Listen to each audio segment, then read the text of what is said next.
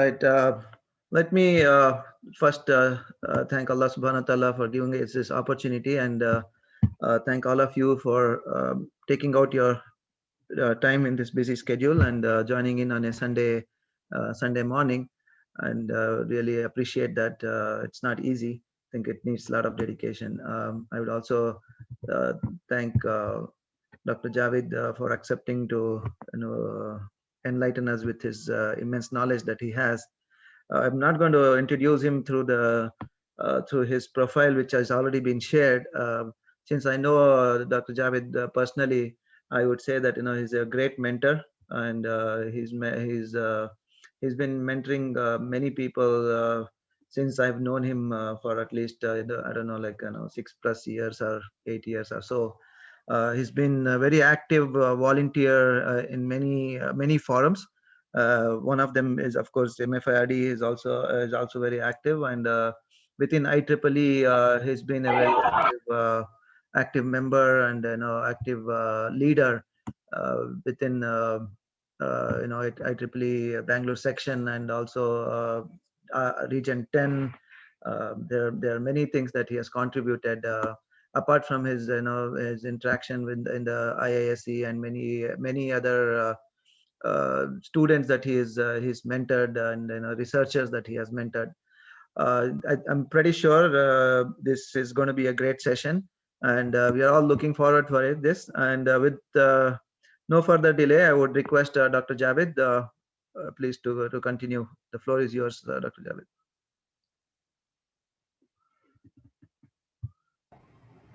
Jazakallah. Thank you for those kind words, Nisa. So,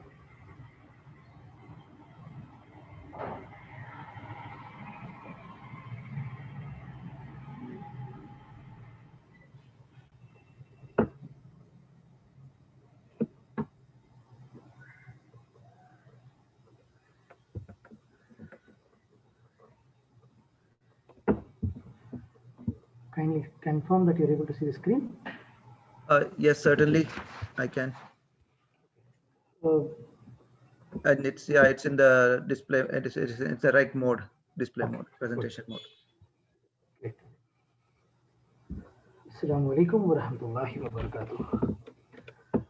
Thank you for joining, and today I will try and take you on a short journey on agro IoT. What are the applications that can be done at the India level and a global level?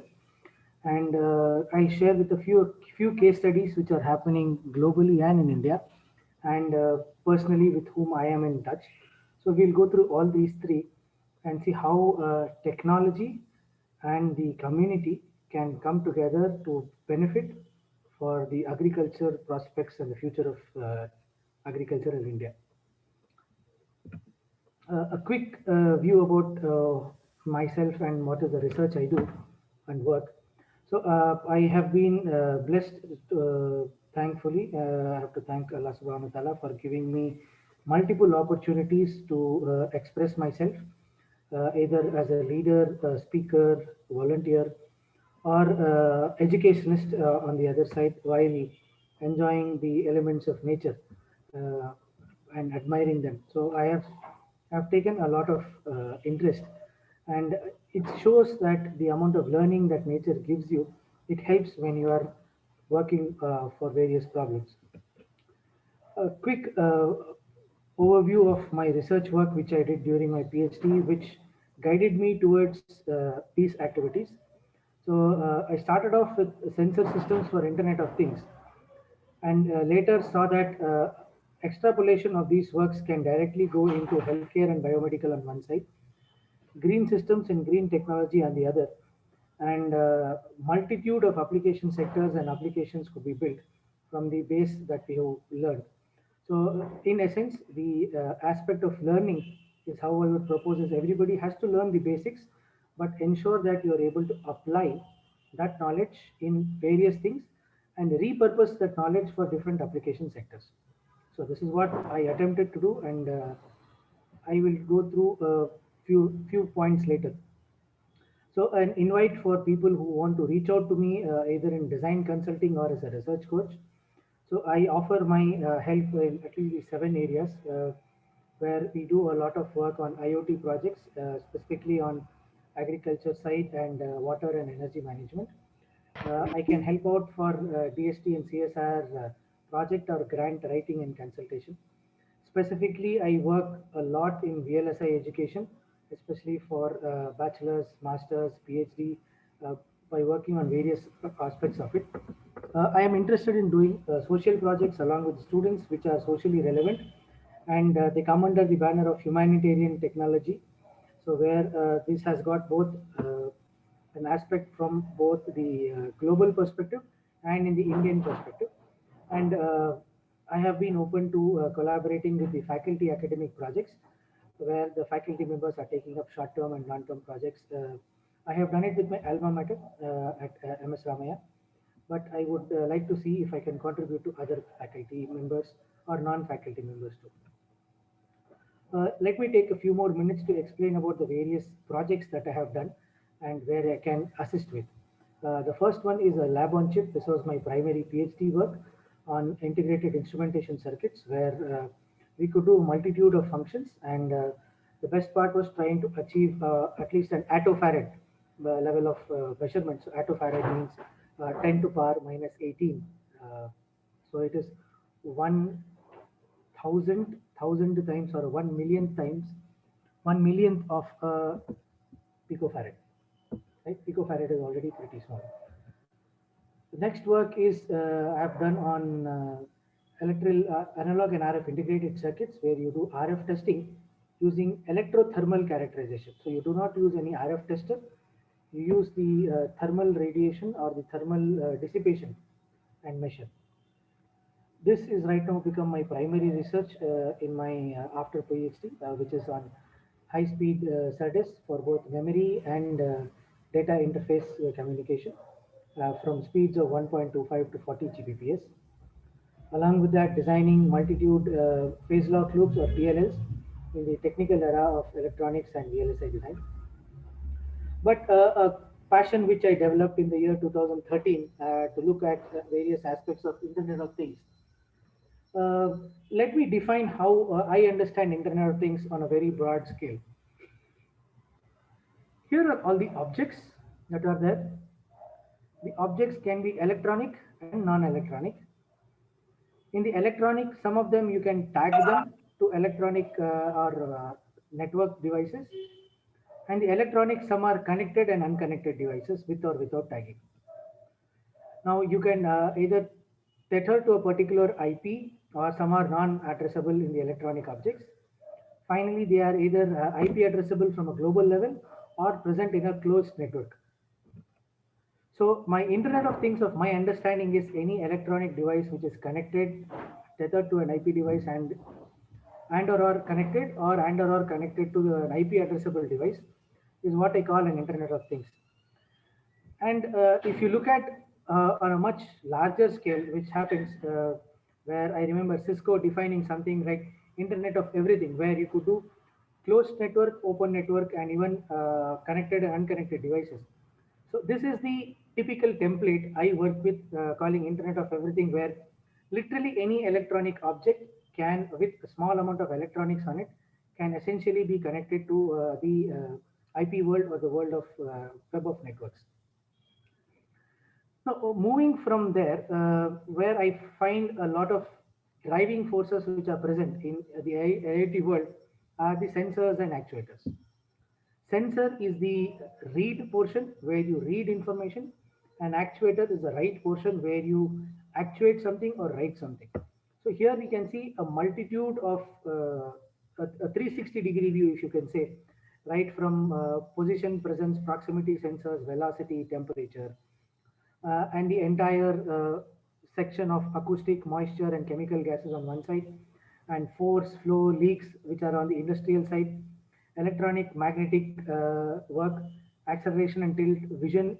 So these are all these sensors in combination are definitely used in multi applications or multi-process applications that are going on and which are needed to work with in the broader spectrum of agricultural IoT. If you look at the top level, you understand that there is a technology that is at present. But these technologies can make sense only if they are there in an ecosystem and business. The rest four, which are people, application, things, and devices, are already present in India. But if you look at the business and the ecosystem required for these are still coming up or are very relocated to very small niche activities. So which we call either these support system that we need. So with this brief, right, understanding, I want to little go down into the actual field. So what are the things that you will use in the actual field of agriculture and see how they can be integrated into the top level. So starting from I will start from the devices, reach all the way to the top. So the devices would be the accelerometer and gyroscope. What can this inform? This can inform you what is the static acceleration and dynamic acceleration are present. Where do you see this being used? Typically, these are used in your current smartphones, which can be used to provide information about elevation, wind direction, water motion, anything that is connected as a sensor input. Next is your pressure, flow, and temperature. These typically come under integrated multi-sensor where all three can be done. So pressure sensor is typically used using capacitive sensing, and the temperature sensing is used using Seebeck effect or pronged differential temperature measurement using that. Another very common common sensor that we use is level sensors. So level sensors are basically used to measure presence or absence of a liquid in a container. So if you look at this, the applications are everywhere. Can be used in chemicals, liquefied gases, milk and dairy products, juices and other systems, the harmful chemicals or hazardous chemicals containment and quality check. So multiple places these level sensors are used. And while maintaining the quality of the entire closed environment or an open environment, where you try and measure what is the air quality with respect to the carbon compounds, nitrogen compounds, and sulfur compounds. Along with that, the particulate matter from the dust, pollen, etc., which are coming in. And you also use a lot of these in the open air, where you want to find out is how much of the ash is present or how much of the carbon dioxide, hard carbon components are present as the settling particles or particulate matter in the air. Here are some other sensors which we use, especially in proximity sensors or tactile. This may or may not be used in agriculture, but tachometer and non-tachometer, these are definitely used to understand what is the amount of spin that is present in the work. And just to let you know, for people who do not understand the tachometer, to give you a visualization, if you all have seen the movie Swades, where the main character of the movie is trying to generate a power, and he uses the help of another person to introduce a probe into the spinning motor. So that is a tachometer, which is present on the far right hand side, where you're directly keeping along the line. Another way of finding what is a tachometer is trying to see which is a non-contact type, and you will try and see how many revolutions a dot present on the shaft is doing, and you will count the number of things. So you use a light sensitive diode present as a sensor. So like this, you have got multiple sensors which are present and various power management sequence you are going. Some of the common examples of these where you can use are optical sensors on a production line, where you can use it for the sensor camera, evaluation unit, control can happening, conveyor belt will check this. There are particular triggers which can use, and some triggers can be used to eject the faulty parts. The robot can help in doing the pick and place. The camera feed will do the identification with a finite amount of delay on the map. So this is one great production line application. Another application is when you use in the mobile phones, where mobile phones have accelerometers, they have pressure gauges if needed, depending upon how you respond. Then you have the temperature sensors, which is picked up from the either from the sensor, the temperature sensing information is picked up from the internet through the ambient or the Wi-Fi connectivity. So these mobile phones are definitely used majorly for communicating between the server or a larger system, and to give feedback from the field to the products that are there or on the as a dashboard on the mobile phone, which either the farmer or the person executing the farming equipment can process. along with the faculty, the weather monitoring stations. All this information can come as a sync on this mobile phone. So this is one of the great applications of this phone that we can use. So before I start the agriculture value chain, if there are any questions, please let me know. I will take it up.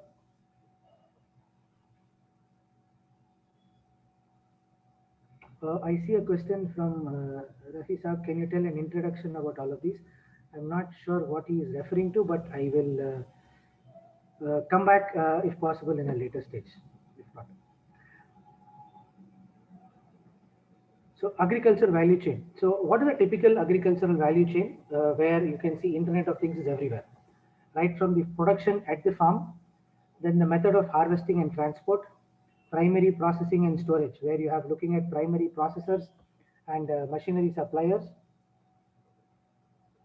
Then there is secondary processing, where you try and see if you can have storage such as pickles, jams, squashes, etc. coming up here.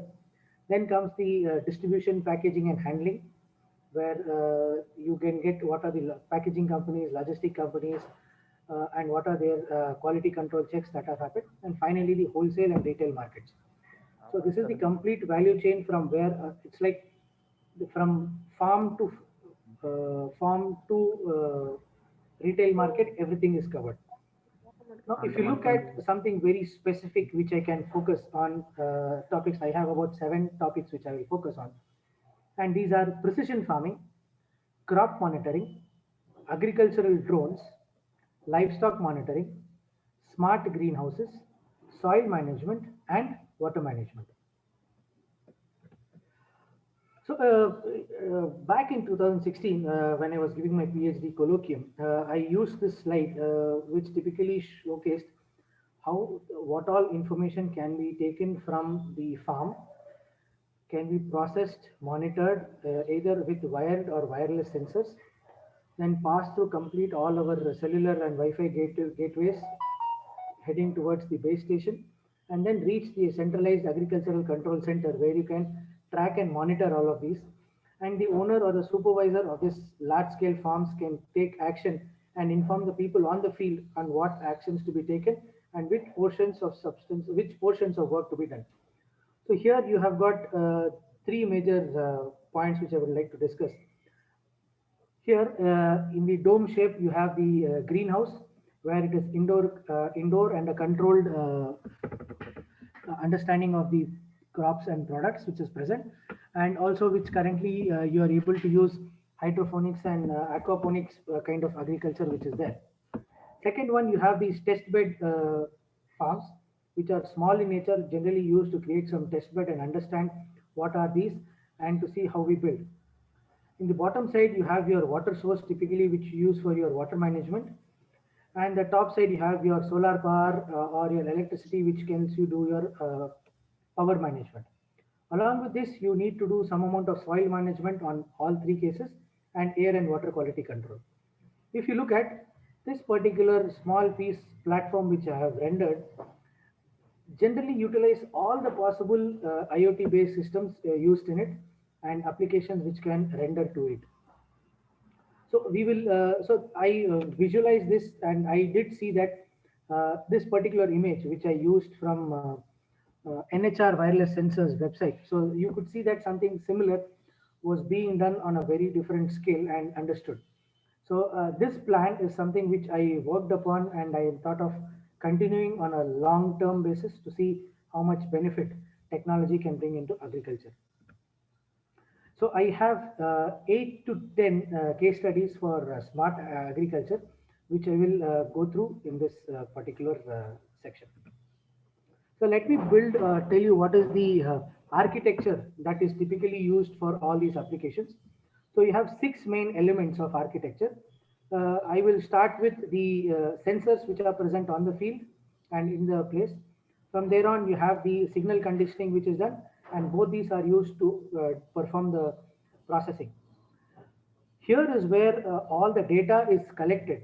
So we should ensure that the data is secured and maintained because any data input which is misinterpreted here gives a very wrong output and you will not be able to respond back effectively. So, and this can cause a lot of harm and is a risk element present here. That is why you need to have a security feature along with all the data processing. You can use advanced systems, old systems like microcontrollers and advanced tools like artificial intelligence or machine learning based systems where you make the system learn something and then perform. While for all of these, you will need your power management and two important things that allow you to get a perspective of what is happening. One is the GNSS or the positioning systems, which you understand in what geography this is coming and what is the nearby geography impact, which was also very much needed to understand the positioning, weather, and other information. Next comes your connectivity, which is needed for your near range communication. For example, from 10 meters to say 1 kilometer range, whatever communication methods that you use, right from Bluetooth, UHF and NFC, WPAN, WAN, NB-IoT, etc., and WBAN. So this entire architecture is built towards getting. And if you see, this architecture is fairly common for most applications which are using connected devices. So this is a template where certain amount of customization can be done for the required application. IoT in agriculture is primarily used for 8-9 applications, which are as mentioned below, where you see water quality, soil moisture quality, and air quality being one sector. Then you find out what is the humidity and temperature that you can do. Main factor that comes again with the climate change is the solar irradiance and importance. Finally, some of the yes, somebody had a question.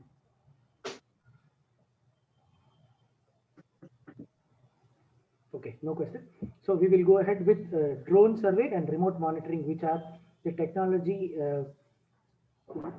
specialized technology brought in to check these two. Now you can ask what are the, see, I will have divided all of these three into three buckets predominantly. The buckets could be the farming drones where you could use them for data collection and processing. Next is the data collection where you take in from all kinds of resources, all kinds of sensors you do to make the adjustments in the crop input and provide insight using the historical data. Finally, you do the precision agriculture, which is like and actuating all the inputs and taking response and the controlled environment, water, air, and pest control, and various harvest methods. So this is the narrowed down aspect of the IoT in agriculture, which I am presenting. So a few case studies. Before I go to any case studies, I would like to see if there are any questions that are there.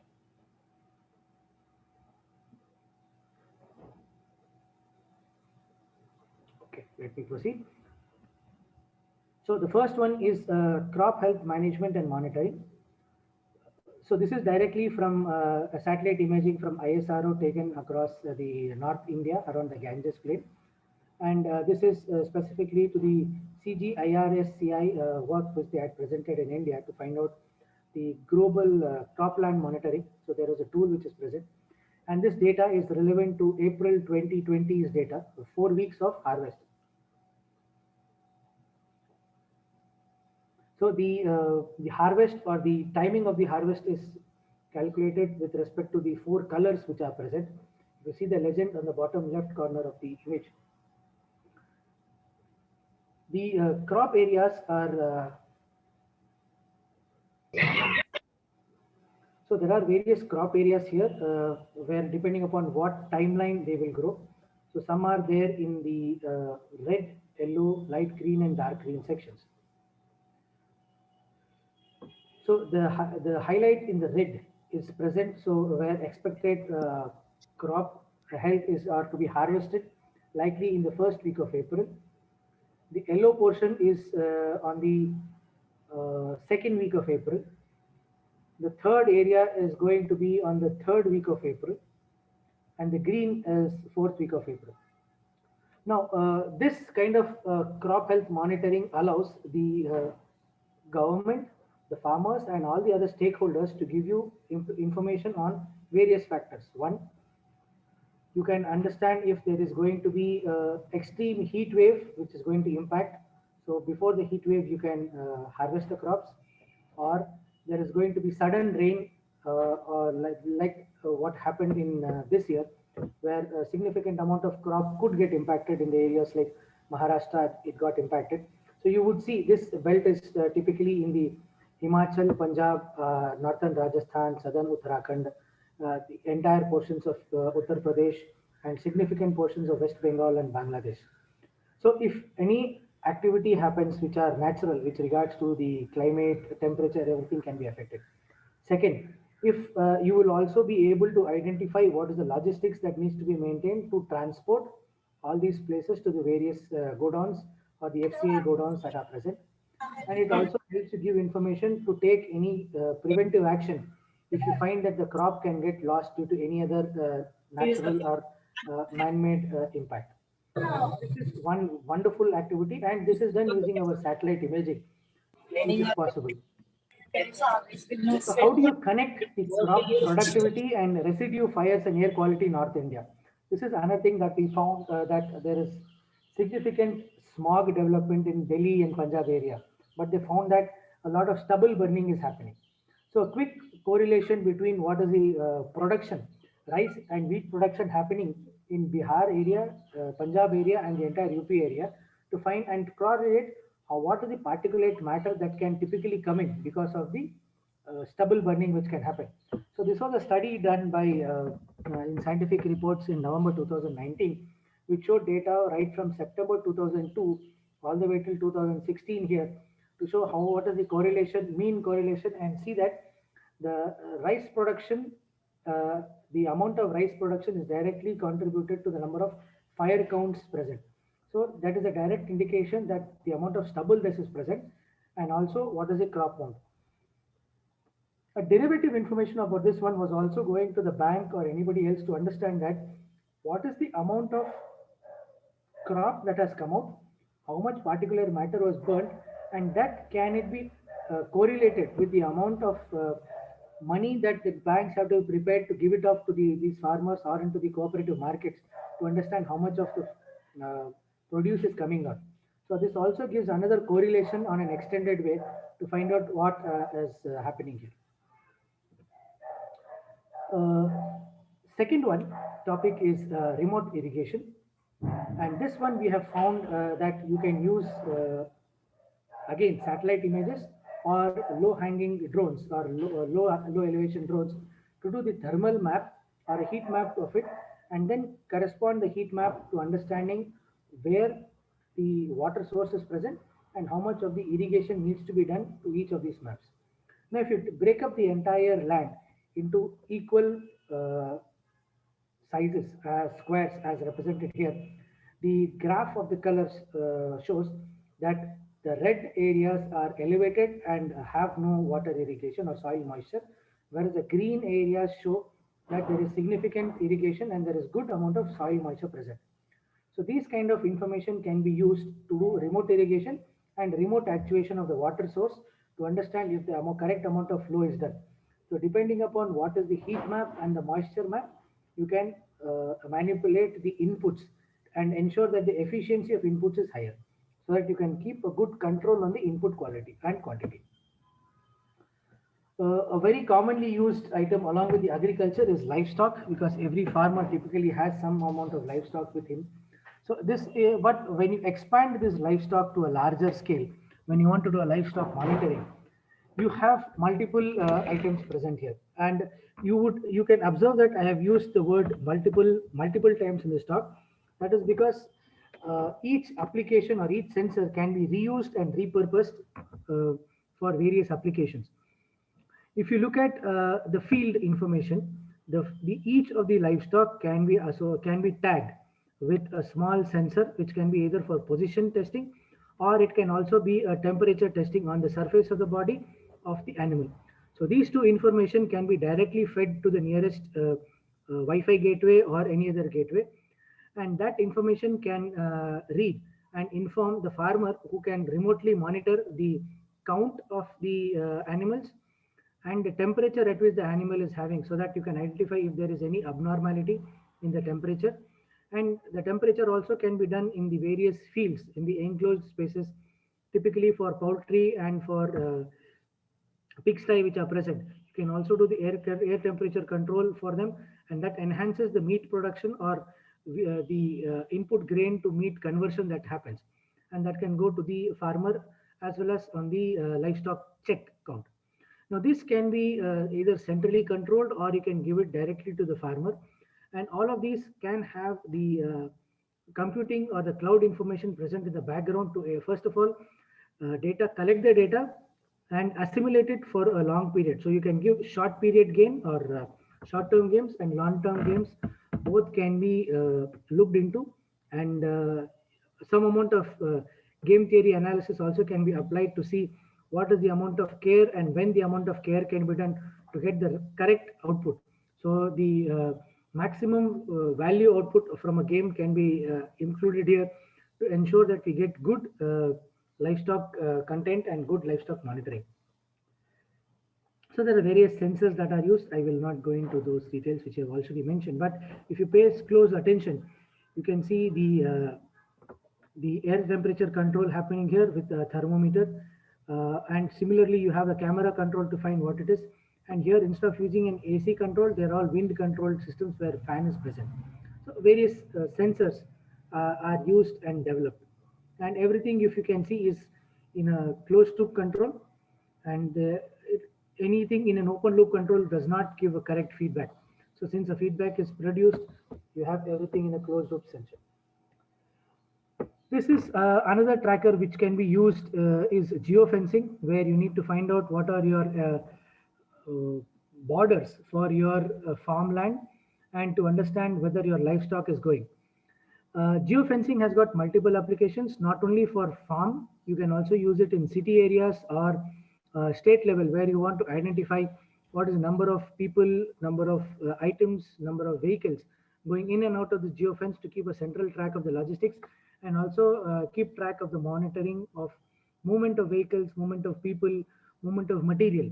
And all this can be done by either using GPS on a larger area scale or RFID using a small area scale. So this is one great application which is currently being used, and products are available in the market. So next two applications are done from a friend of mine who runs a company called FluxGen, Ganesh Shankar, who has worked on energy management and water management as his main goals. So we'll see two case studies that he has done as part of his company's work. The first one is energy management with a microgrid in Karnataka. So this was developed as an energy management area where a microgrid was created in a very remote location in a farm, a very remote location in a village, which was near to the forest areas. So you could not draw a lot of these power lines to these areas. So for such places, they developed a solar station, solar PV plant, so that you can manage. And these outputs from these solar PV plant could be used for distribution in their nearby areas. So that would allow simpler work.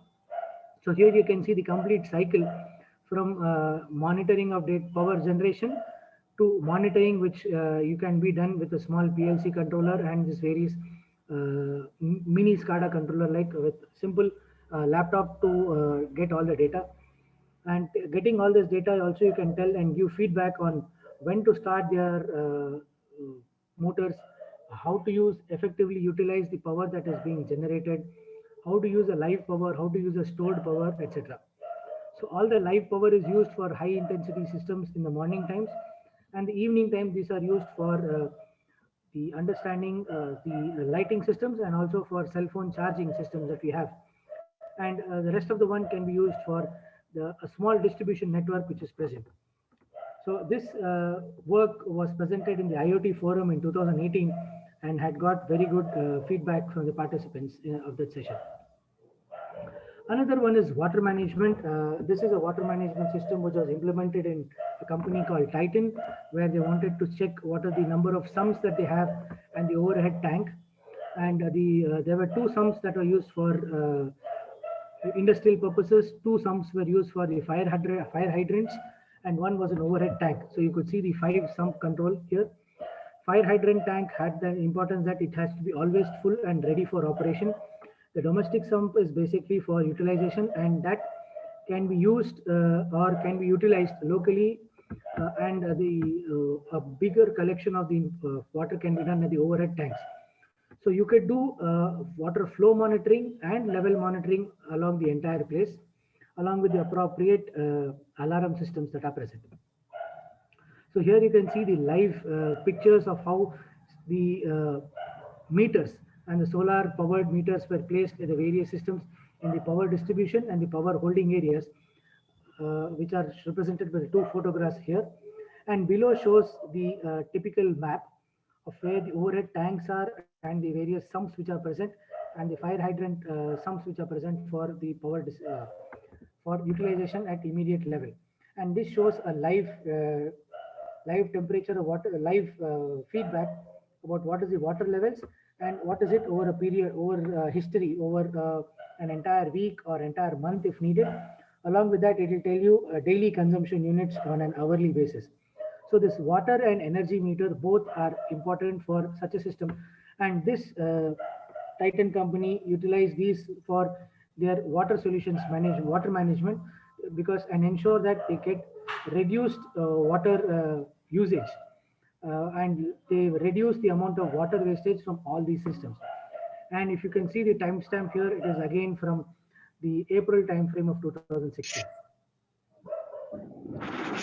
So this is a small combination project which they presented for urban homes and large scale homes where both water and energy control can be done. And here are two demos which they performed to show the overhead tank demo and the sump, with the same thing that we used for in industrial purposes, scale to home appliances. Along with that, the energy management to within inside homes where you have a central controller which will take care of all the management, power management depending upon day and night. The reason why I'm showing all of these is all these can be used as a platform within our agricultural management. Now coming to an application which I really enjoyed learning and seeing during the field trials, that is the use of drones basically for data collection and tasks. So this is one photograph from the fields at Idaho State University, where they used drone-based monitoring of large-scale farms to see if there is health, and also for pest and rodent control, which is present there. Very commonly used right now, being used in India by all the loan agricultural farm loan companies, or people who want to do the insurance of the farms, or for people who are doing banks which are performing loans. They're using these drones to do farm survey and analysis to find out, do the soil and field analysis, which first provides 3D maps, also tells you how you can do the seed planting patterns, and monitor the irrigation levels that are there to see if it is most beneficial. Another thing that the drones are doing is they are used for planting, where you can do a monitored work, where you can shoot pods of seeds and nutrient in the soil, thereby reducing costs by about 75%. So a quick digression from this topic. Indian Institute of Science was building afforestation initiative, which was there in the Kaveri belt, the Godavari belt, and the Krishna belt. They wanted to try some afforestation in these plants.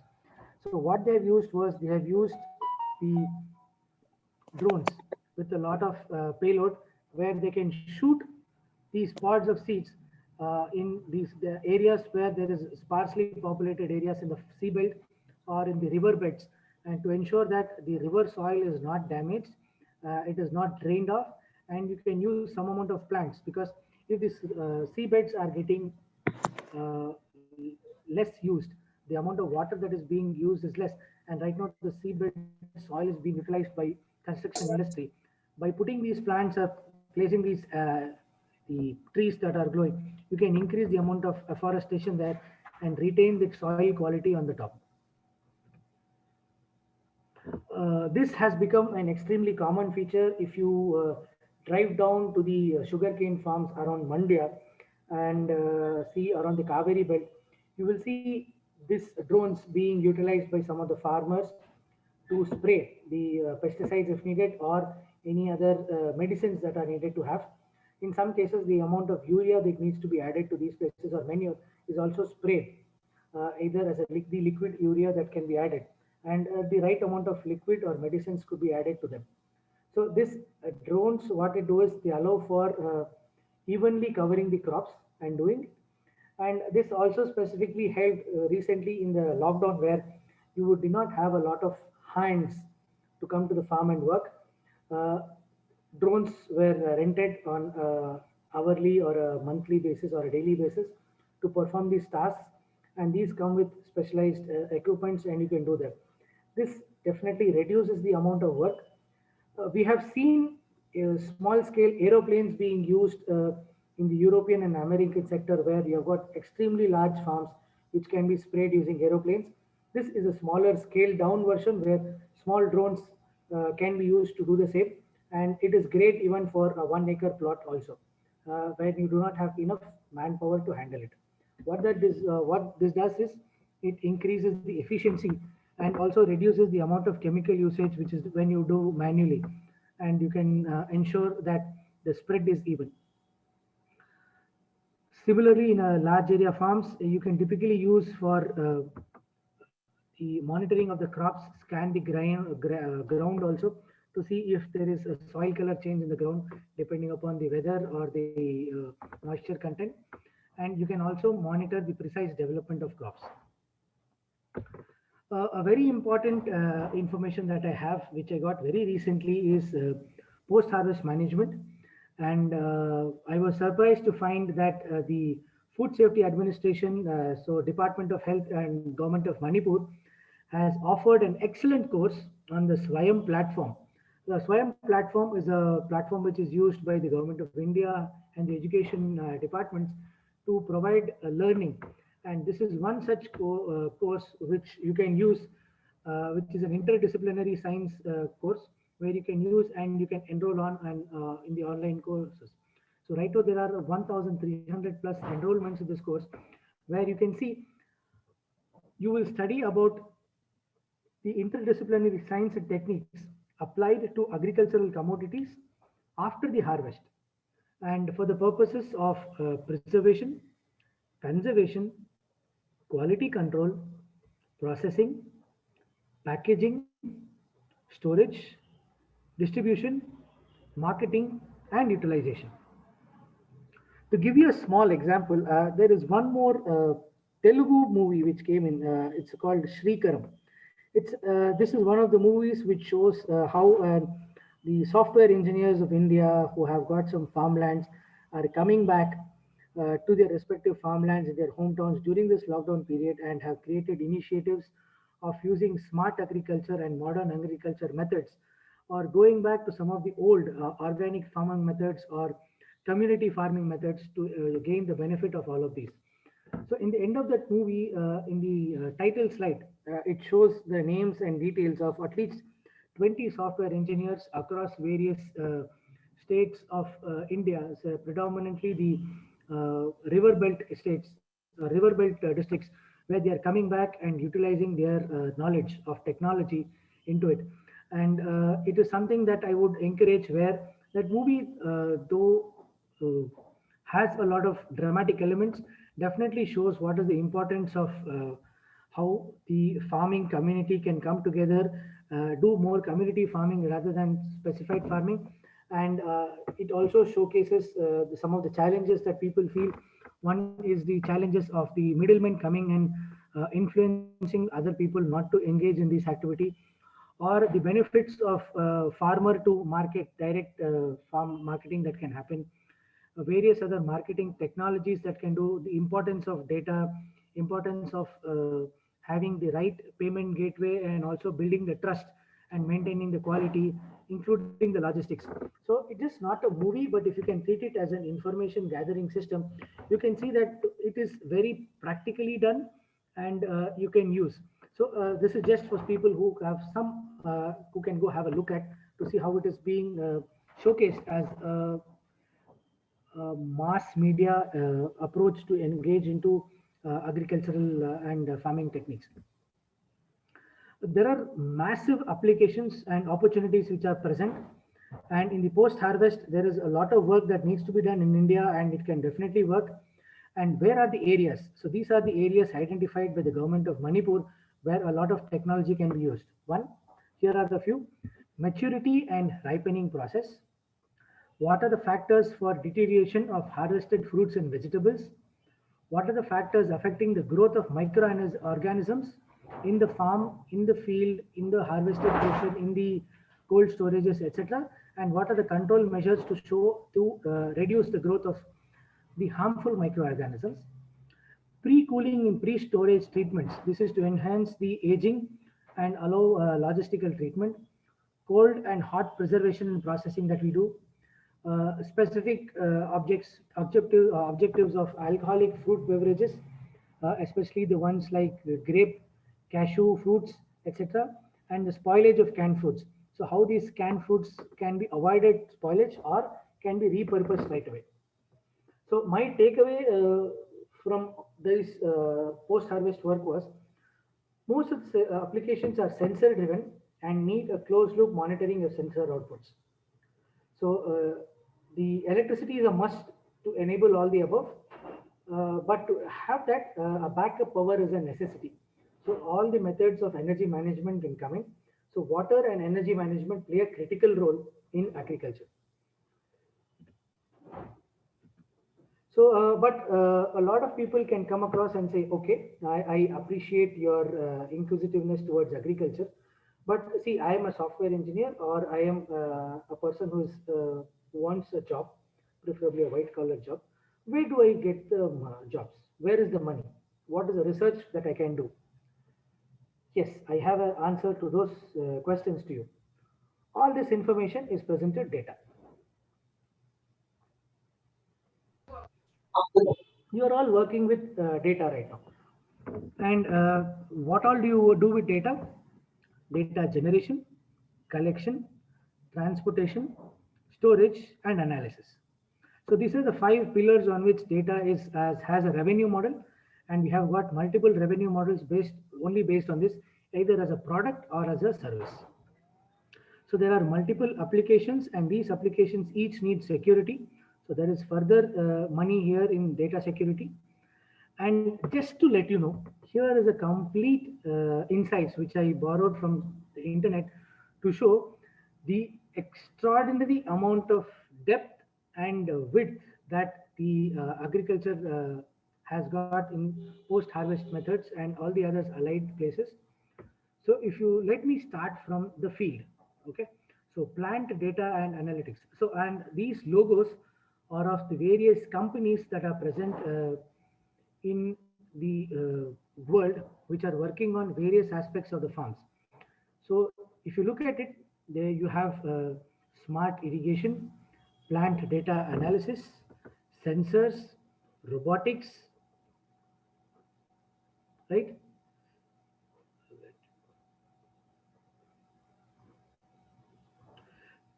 Precision agriculture and predictive analytics, marketplaces, so where you have a direct to farm sales, robotics and drones. So you could use this for either monitoring, measurement, support, human-less intervention. All these things can be done here. Management software, farm management, to understand what are the kinds of things, whether it is on the chemical side, whether it is a farm side, air side, water side, or on the seeds that you can do, manure that you can use. Wonderful. Next comes the next generation farms, where they are using a combination of all of these to generate. Then you have the animal data, where you're using for poultry, where you use for animal husbandry, etc. It is a huge market where enormous amount of companies, enormous amount of products are being utilized in agricultural sector, and it is only going to grow. It is definitely not going to come down. Now, how do I align the same thing along with the evolution of Internet of Things? The evolution again starts off with connected devices. After devices, you connect the data from those, then access the data, do the complex analytics, and find out the unique value. So if you can see, the first two elements are both at the field. The data access is now present at the gateways where the Wi-Fi gateways and the cloud is present. Analytics all can happen remotely at the cloud where you don't necessarily have to be at the farm. Some amount of data can be done as edged computing in the access data component. Rest all complex analytics and information processing can happen remotely in the cloud. And value realization can happen as feedback to those people who are either doing marketing, either doing input of the products, etc. So where we are here today generically and commonly present. Our next immediate challenge is to access the data and the complex analytics which are present. And you can ensure that data is done, security is provided at two areas. One, when the source is accessed at the connected devices. Another thing, when the data is accessed in the cloud. So security needs to be provided both. So that is also another revenue generation area. And finally, the anticipated future is when all these information and work that is happening on the data can create a unique value for us. So this is our anticipated future, and help let us see if we can realize the true value of connected society, not just from the farmers' perspective, it is everybody. A note of importance, though we are staying in the city areas and we can afford even with a little premium the commodities that are present from the farm, but understand if there are no farmers, there is no food in the supermarkets also. So we should see that any help that we do, no matter what work or profession that we are, there is always some kind of a contribution back to the farmers or to the community where you have all of these.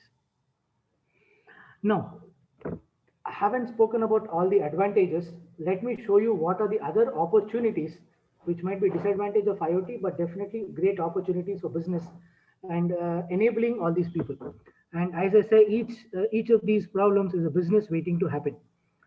So there are three things. You need electricity, you need the systems to manipulate the data, and you need the internet for the communication.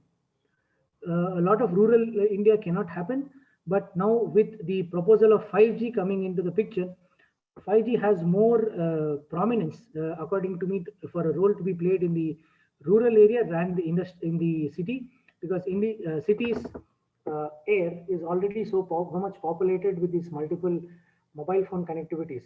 But the rural area definitely has that space and can more justify better.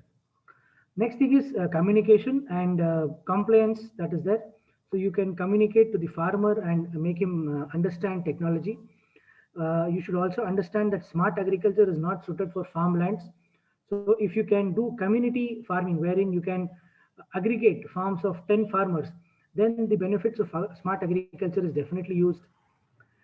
Network attack is very susceptible. So network attack happens both at data generation and at cloud. So you can ensure that security measures are placed here, and that is a nice revenue and business scheme. Complex methodology to develop, design, and maintain the technology.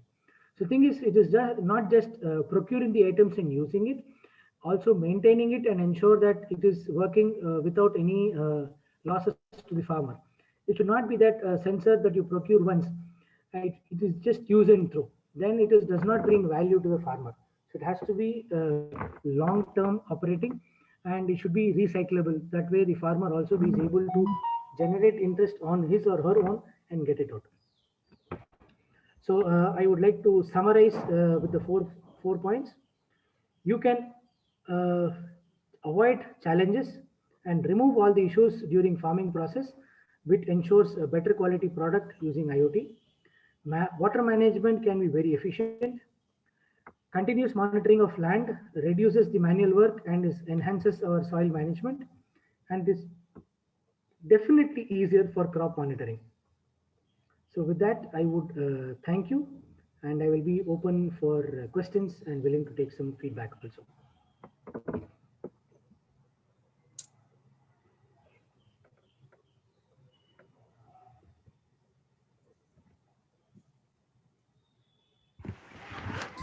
Any questions I can take now? Yeah, thank you very much, Dr. Javed. Are there any questions? If anybody would like to ask Dr. Javed? IoT, embedded. VLSI, So yes, actually I have. especially IoT?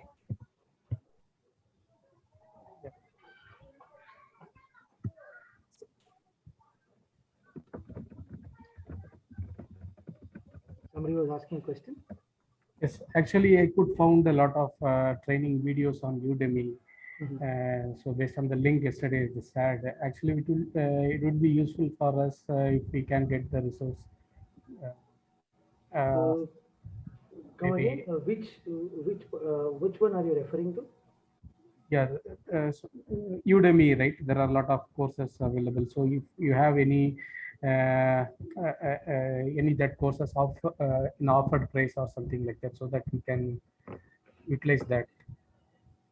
I currently offer about 8 courses on Udemy, mostly on the VLSI portions. Okay. And right now, these courses are being offered at 96% discount.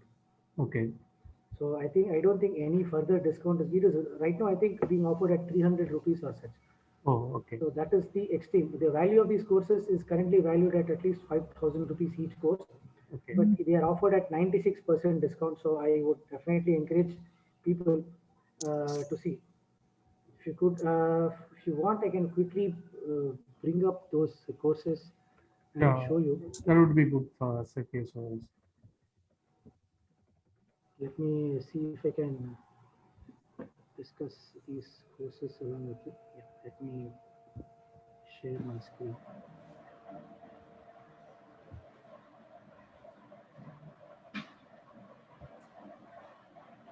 So see here I have offered about 9 courses. So the way you can go is on the Udemy website, you will see courses. I have totally registered about 513 students right now. And the various courses are on mostly on the VLSI design, specifically in the analog IC design. So I have courses offered on CMOS analog IC design, amplifier design, some of the courses on high-speed serial links, analog design and interview questions, ADC design, practical circuit design and simulation tips for ADC, LDO, BTR, LDO circuit design, research methodology and problem definition, and lab on chip development. So these are the 9 courses which are currently available. 8 technical, 1 on research methodology. So people can definitely utilize this courses. And if you can see the course value, right? There's an 8,000 rupees course which is offered at 400 or 500, 5,000 rupees course. So there is one particular course which is offered at over 10,000 rupees also, and that is also giving it an extremely low discount. That is also available. So please go ahead and use it. And if you need specific content, right, which is not there in this course, but you want me to create a new course and kind of share it with you all, you can reach out to me. You can write an email or send it out to me. I can share my email, or you can directly go to my website here, link on Udemy, and this will give you. I can create some content in the months to come, so that it is beneficial to the community here, and give it out. If that answers your question.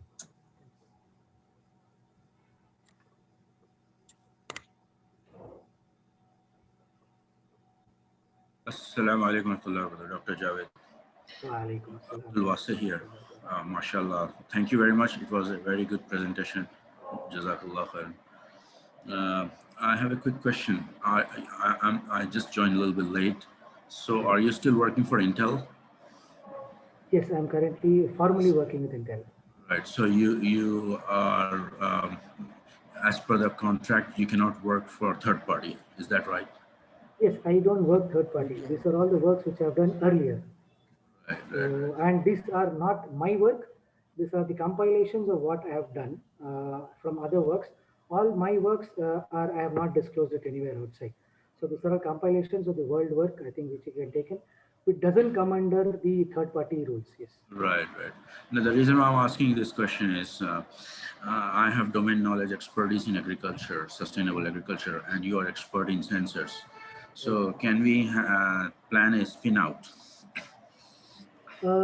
can we plan a spin out? Yes, definitely we can plan a spin out, but I will formally not be part of it. I can be a Okay. part-time consultant for it Okay. because rules of Intel don't allow me to. Right, Since right.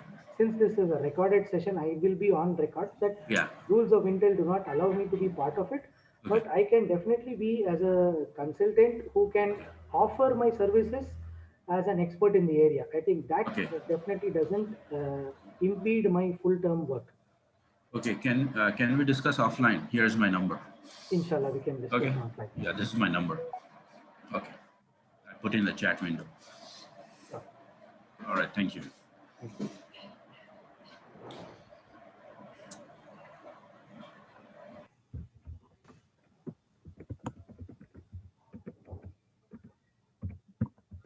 Are there any other questions? Yeah, assalamu alaikum. Walaikum assalam. Yeah, this is Mirza Muhammad Hussain from Hyderabad. Mirza Saab, Khairiyat? Ji, alhamdulillah. Jazakallah khair for this, very excellent and informative presentation, which was, based on the, current data and future trends. Actually, my query is like you have online experience. The thing is, I have been attending seminars on different topics, but the next way forward is not happening. I mean, I can't see that. So in whatever seminars I'm attending. So my concern is, how can we take these initiatives to the next level with the existing resources of our community? Like suppose those who are, interested in venturing into this particular segment. So we can pull in all those people under your guidance and your advisory to make a blueprint and take it forward as a viable, sustainable project. So this is what is my concern. Jazakallah for that, bringing up that point. Now, I have thought about it, and one of the main reasons, practically, from my personal work that I've done to see what I am doing is this. So Yeah.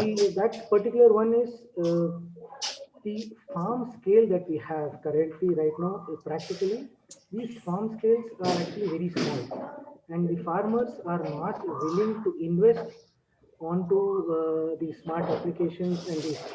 So if you really want these small farmers, meaning small revenue generating farmers to apply all these techniques, then our product solution has to be under 500 rupees for them even to look at it.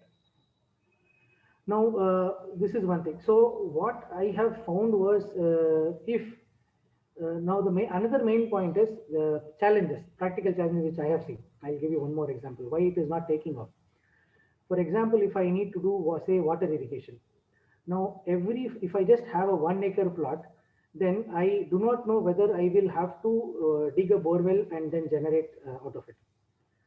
A farmer with a 10-acre plot sees it viable, but the amount of investment and the return of investment that I get for a 1 acre plot is very small. So what that small farmer generally ends up doing is he will borrow the water from the neighboring tube wells or water and water it. He or she is not looking for a complete solution. He only wants when he wants it. So these kind of practical challenges ensure that you cannot take it off on a large scale. So that is one main challenge when I saw myself going into the field. Okay. Another thing is the awareness, right?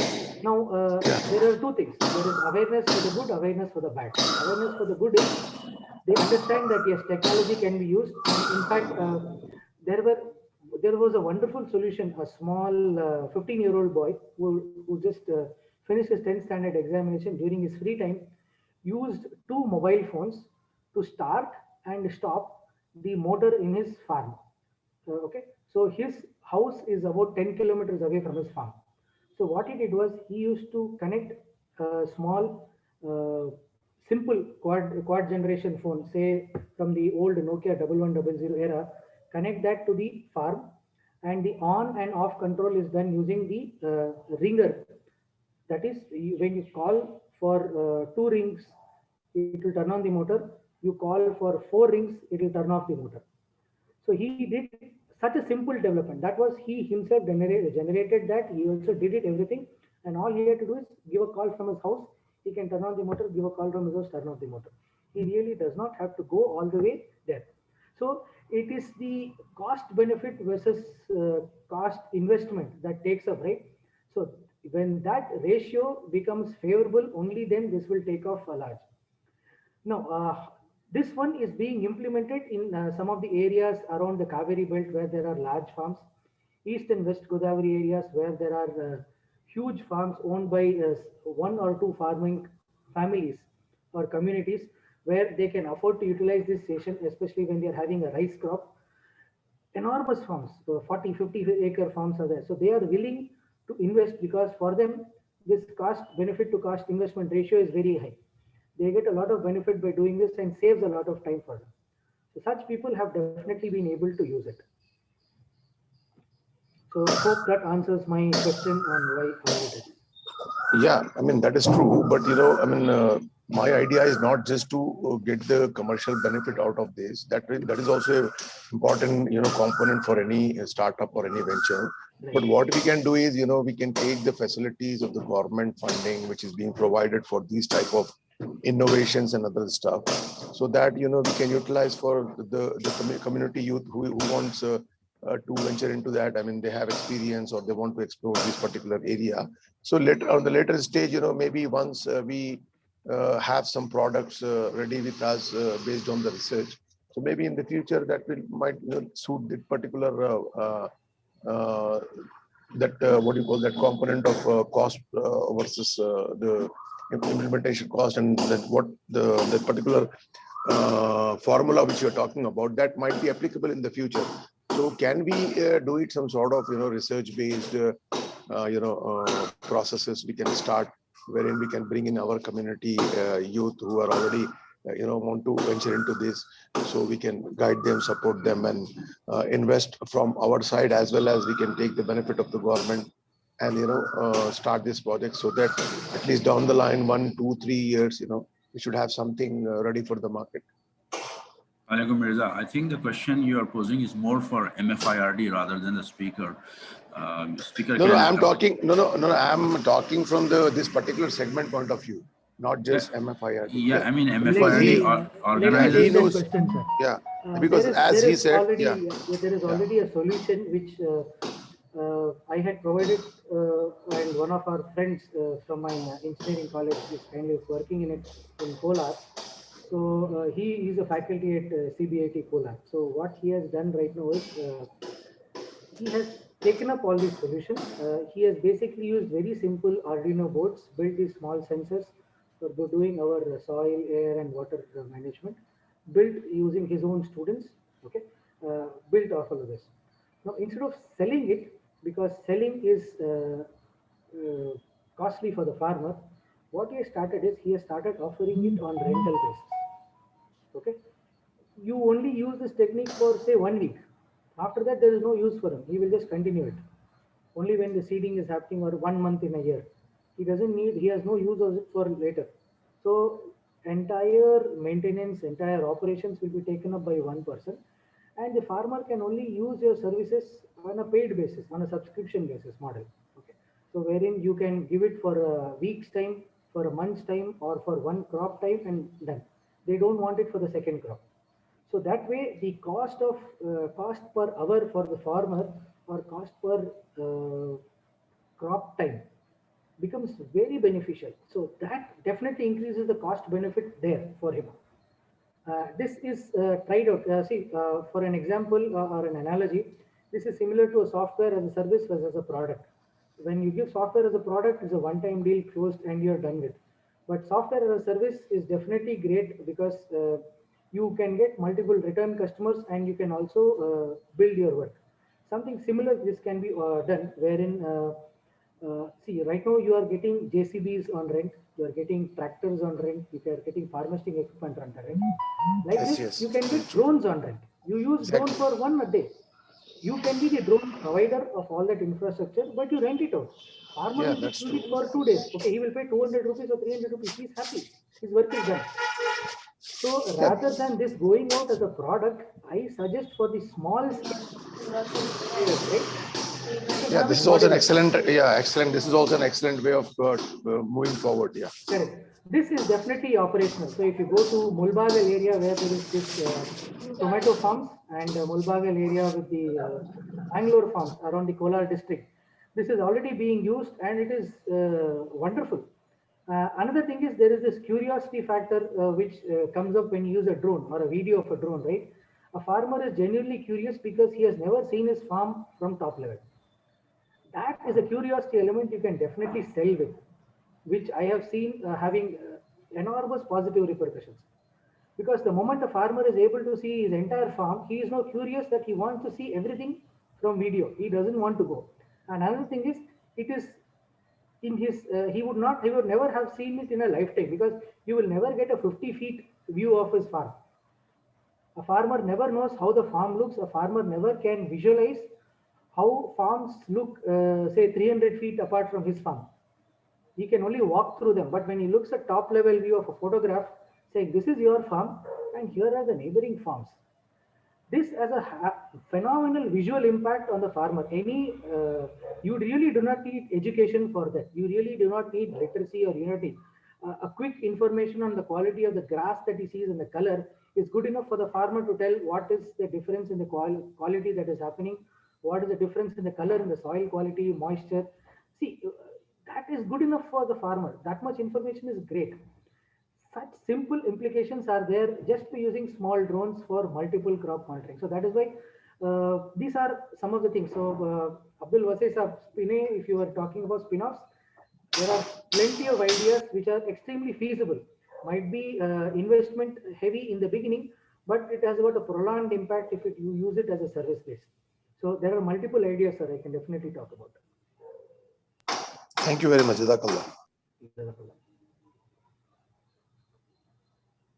So there is one question that Mohammad Manan Mujahid has asked. Let me read it out. Low power complete research, sir. Low power VLSI in IoT. Can you please help? Send me, sir.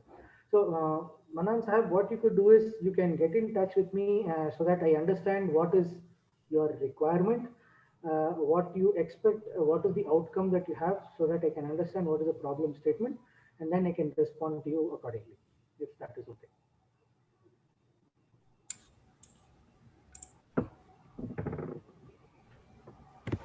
Now, Ahmed has raised his hand. Sir, please go ahead. Yeah, thank you for this very interesting presentation, Dr. Javed. I joined a bit late, but my question is related to how the government is encouraging this in form of any subsidies or any schemes or benefits if someone uses this kind of technology in irrigation or agriculture. Do you have any idea on this? If you can enlighten us about it, please. Sure. The first thing the government acts as a gate for you is you should be owner of the land. Unless you are the owner, you will not get any benefit or subsidy. You can be a service provider, but you will still be working at the same premium what is working on. So unless you are a farmer who owns the land or at least have got the land on a long lease for yourself, whatever subsidies are present is not applicable for us technologists, sir. So it's a simple answer I can give. Thank you.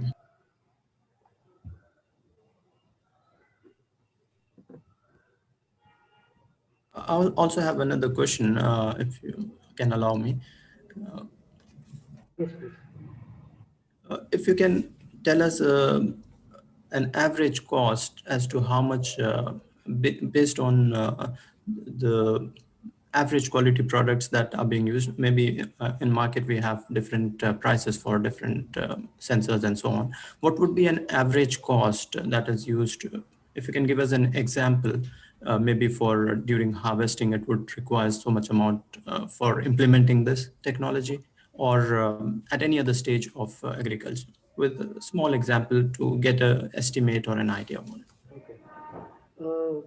Okay, I will answer this in a different way. Sir, I follow the principles of design thinking closely.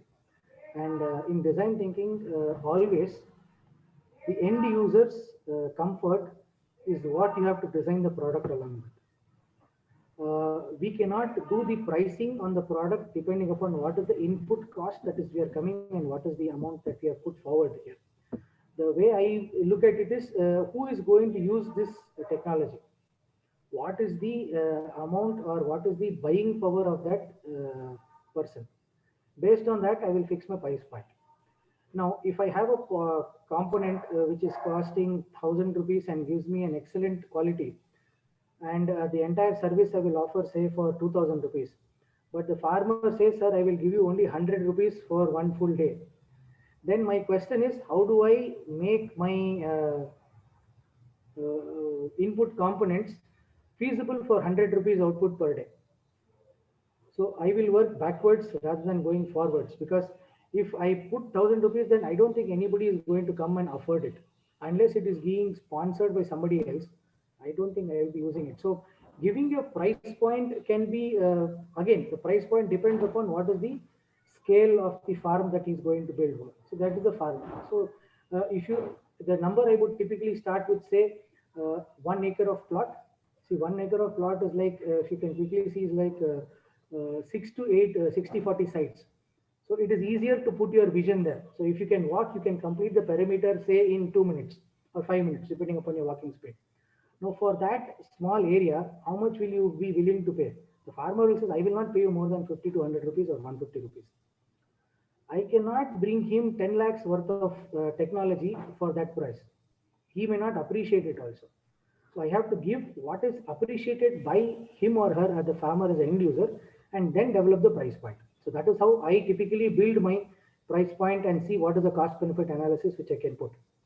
I don't, in such case, right, I will put a 2 to 3 bit sensor rather than putting an 8-bit sensor, because that kind of a resolution is not needed. In some places, he might only ask a go, no go answer. For that, even a 1-bit resolution is good enough. Is it good or bad? So that depends upon the thing. And another thing is irrigation. I will not see how many steps of irrigation I will get. I can probably say put 4 steps: not irrigated, small, less irrigated, moderately irrigated, well irrigated, over irrigated. So these are the 4 steps I can give, which will good enough if I can give, say, 2-bit sensor output. So 2-bit, I can design it in my lab itself, right? You can pick off-the-shelf components and do it. Even rudimentary, even you build a 5-bit sensor with 2-bit loss, there is still 3-bit sensor which is done with dead cheap components is also good enough for that work. So it is depending upon that. That doesn't mean I will undermine what is the quality output that I'm giving. My quality output I can have, but that is good enough for the farmer. So this good enough is a subjective number. Good is for when you sell it as a product, but good enough is fine for service, because he only wants a service that is out of you. But if you want to do a lot of data processing later, then you can go into high resolution images, high resolution sensor content, and get it out. So hope it is a very elaborate answer, but hope it answers your question. Yeah, thank you. Thank you very much. I think we are close to the time, and there's one more question. I guess Brother Musa wants to have a question. He's raising his hand. Assalamu alaikum. Can you all hear me? Walaikum salam, Dr. Yes. Jazakallah. So I'm actually a medical doctor. I also have exposure to agriculture in terms of we have a coffee farm, and there are many friends of mine who have farms. So I am sort of exposed to real world issues and challenges on a farm. Also, I know people in technology who are doing all sorts of things, whether it's academics like Dr. Javed, or working in Intel, or doing other things. But what I really find is that there is a very fundamental lack of connect between ideas on one side, available solutions on the other side, and the ground level farmer on the other side. So it's very nice when we have these discussions, really a good one today. There's lots of stuff on YouTube, but I'm really asking the question, and this is really for everybody and maybe for MFRID, that are we actually having any, we have good discussions like this, but actually step by step solutions if somebody wants to get into something?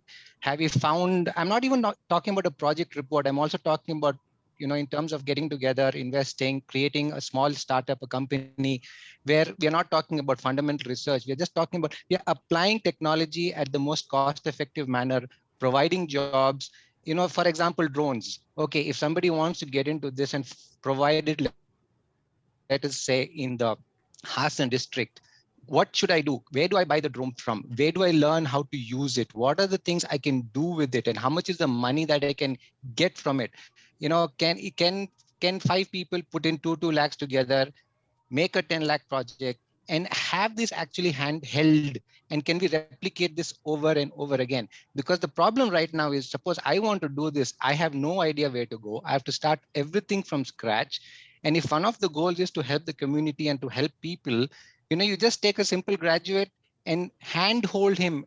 Don't give him any high level training. We don't want that. We just want applied stuff, saying, do this, do this, do this, buy this from here, use it like this, start providing this service, and you are basically set. Just to add a point here, in the rural areas, there are lots of NGOs, there are lots of things like Rotary clubs, Lion clubs, all farmers get together once a week or once a month. You just go there and talk to them. They are actually craving for solutions, but nobody is actually going out there and doing this. So there's this big disconnect, and I'm really looking for practical answers to this, not generic theoretical answers. If anybody has any views, or maybe we can brainstorm on this later, Yeah, I'd love to hear. Dr. Musa, yeah, if Dr. Javed let me, I'll just pitch in quickly. That was very interesting observation from you, and being practical person on field, I can understand totally your concerns. Can we form a team? You talk about investment. I'm ready for it. Let's have a discussion after this webinar. We are currently working on a project where we are building an oxygen concentrator with all AI, ML and sensors, where doctor can get data on his phone about the patient. We are testing it. It's almost done. Similarly, we are starting a project on drone manufacturing. So if any one of you are interested from this webinar, reach out to me. We can pull up the funds and take that project further. So, okay, Dr. Javed, respond to him, please. It is a wonderfully point, and actually that is the core point that we as problem solution providers and actual problem facers are having. So the thing is, somebody needs to be an interface, and you will be surprised. There are a lot of cooperative societies who are already offering that work. So if you look at, for example, I very well know the APMC yard in Yeshwanthpur and Rajaji Nagar in Bangalore have somebody who is here who is doing that work for you. So what they do is, you can actually go tell them that, you tell me what is the solution you want, we will give you a solution. There is a meeting that is held in the APMC yards where they go back to the farmers and give it. Likewise, something similar we did for, came up in the silkworm rearing. There is a small village which MS Ramaya Hospital has adopted, where the primary work is silkworm rearing. And there they have utilized some of these solutions. They had asked the students of Ramaya to come across and provide solutions. The solution was very simple. They just needed a temperature control bath. They wanted an automatic temperature control bath, such that the people who are there in the field or anything can understand with small alarm saying, okay, temperature is reached, it is maintained, and you please run. Because 1 degree, if it falls also, the strength of the silk thread goes away. So they wanted somebody to ensure that the temperature is always maintained rather than somebody being there. It was a very simple project. A simple Arduino board with temperature sensor, a simple technology readout goes to the mobile phone of the person. Practical one. Hardly it takes a student 2 days to program it and do it. Cost of the project is not more than 2,000 rupees, where 1,500 is only the cost of the sensor and the Arduino board. Programming, everything is done free. So that is one aspect. Another aspect is when you go for these, if you go to the Sakleshpur area in Hassan, where you can see the Ghat area, where you see the coffee farms on either side.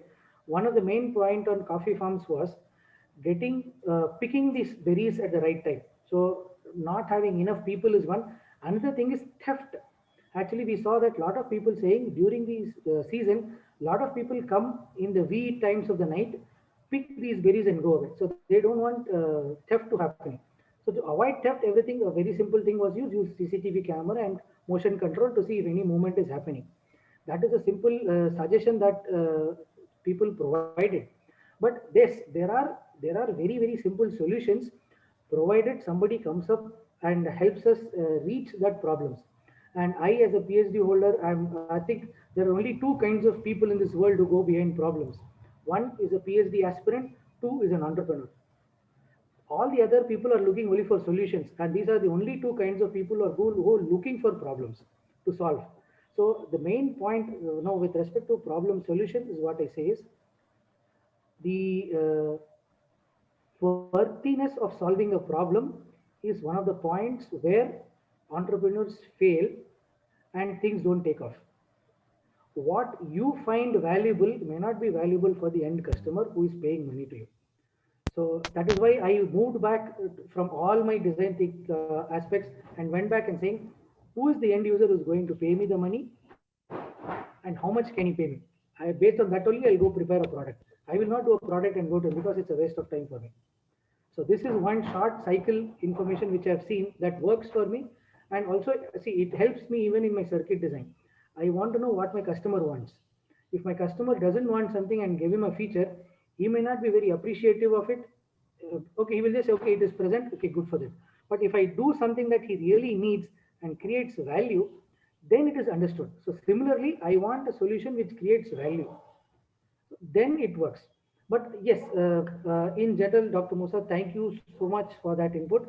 And yes, if there is somebody who can go to the field, and yes, now this is another problem statement which came up and solution was formed. Let me be quick on this one. Somebody who does not want to know how to run drones, how to operate it, there are a few people who at the Indian Institute of Sciences who came across. We did a drone workshop, the Department of Aerospace in ISC. The students, the PhD students did an aeroshop workers on how to build your own drones, or if you buy a drone, how do you operate a drone? A simple training, and believe me, these people learned it in 6 hours. Morning, they did not know how to operate a drone. By evening, they are well versed with most of the functions of a drone. So there is a services company itself for drone operation who are rental. Now, if you want to purchase the drone, then either you have to use it or you have to hire somebody to use it. So what I say is, you hire a drone, find somebody to build a drone. Now, there comes a practical challenge which I've seen is, you can hire a person do it, but what happens if something goes wrong, right? Who pays for it? End of the day, the owner will pay for it, not the drone operator. So that is another challenge which was on the field unique. See, the main thing which goes bad is when you are landing the drone, the sensor which is present below, or the unit which is present below near the landing zone, that gets affected by when you're doing a rough landing, or the quad rotors get hit. These are the two most common hits that happen, which is expensive to the owner. So if you, so typically what somebody has done is they purchase, a drone enthusiast purchases all of these and then hires people, trains them and hires them. And the first time I saw who are the most easily operating ones here, the wedding photographers, they have the smaller size drones. So they are the most trained ones because they can go into smaller areas, silently go in, silently go out, they do not disturb the environment, precise movement, all that is there. So for drone operation, photographers or drone movements, there are the people who get trained the fastest, not the other drones. So there are solutions available, sir. So if you can reach out, I can at least find people who can do the relevant work. I have the ideas, I have the solutions, but I need somebody to help me implement the solution. So that is my take on this point.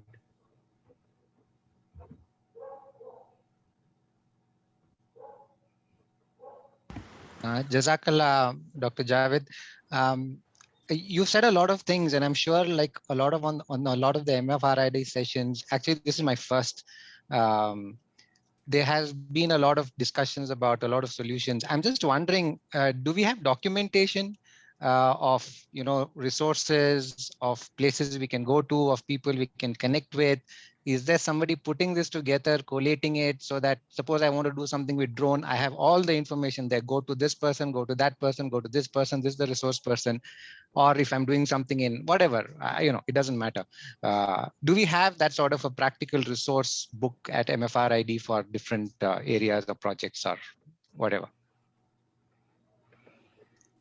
Okay, I am not sure. Munir Saab, can you help, or Saif Saab, can you help?